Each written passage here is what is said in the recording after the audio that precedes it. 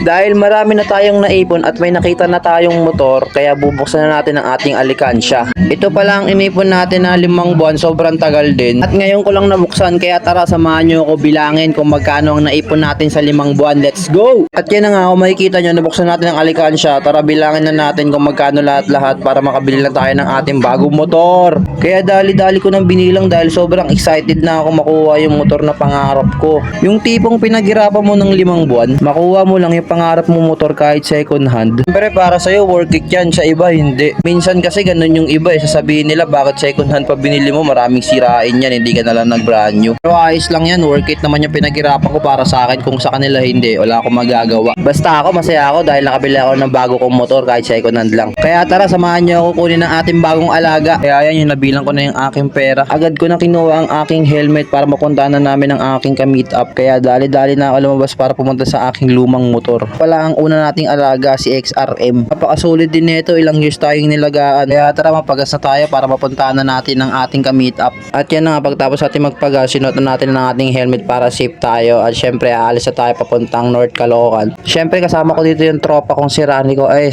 Mekaniko pala. Syempre, kailangan natin magdala ng mekaniko para sure win yung ating kukunin na motor. Ayun pala yung tropa kong si Balong nasa aking likod. Si Miguel pala. Yan na nga, nandito na kami sa SM Terraces. Pinaghintay kami ni Kuya ng matagal. Pero ayos lang yan, sobrang bait naman ni Kuya. Kaya yung sinabi niya na sa police station na siya, agad-agad na kami pumunta ng aking tropa. At yung nakita na namin si Kuya, agad-agad ko na sinabi sa tropa ko na i-check agad yung motor. Dahil magaling tong tropa natin tumingin ng motor, si Rani ko yan At yan, kung makikita nyo, kinikilatis na ng ating tropa. Kung all goods ba, kung mauuwi ba natin siya o hindi. Kaya tara, samahan nyo kami makipagsundo kay Kuya. At samahan nyo kaming i-check ang motor kung all goods ba o hindi. At yan na nga, yung tinawag na ako ng aking tropa na all goods daw. Tinignan ko na yung papel kung original ba yung ORCR o hindi. Kina-confirm naman namin ng aking tropa na all goods lahat ng papel. Agad-agad ko nang kinausap si Kuya at binayaran ng tamang halaga. Bali pala, nabili ko to kay Kuya ng halagang 30k. Kaya tara, bayaran natin si Kuya.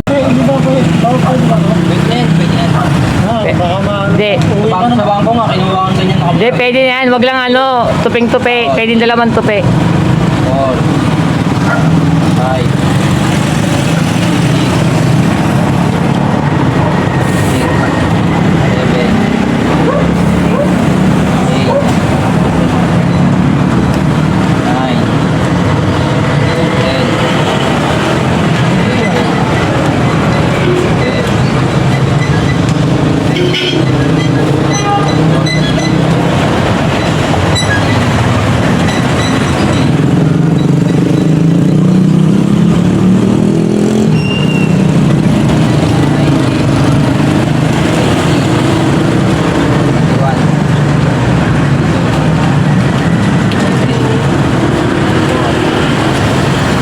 At yan, kung mapapansin nyo, 25 pa lang binigay ko kay Kuya dahil nasa Gcash yung 5k ko. Pero binigay ko naman agad kay Kuya yung 5k. Kaya dali-dali na kami muwi ng aking tropa dahil tapos na ang aming transaksyon. Salamat sa panonood.